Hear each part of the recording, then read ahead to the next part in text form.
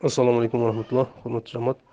Бұл фатуа Дарулун Дивбанд 6 томында бабы саум ораза мәселесінде сұрақ қойған.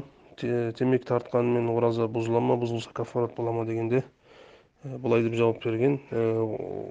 Темекі, яғни духан, түтін тартса, ол тек ораза бұзылады, кафарат болмайды.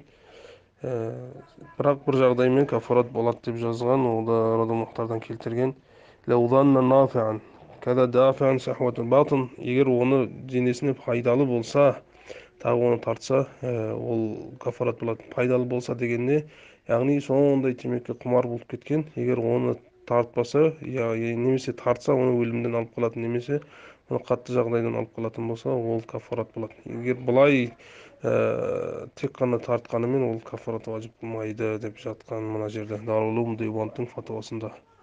Астында радамақтардан да келтірген. Алейкум ассалам ва рахматуллахи ва баракатуху.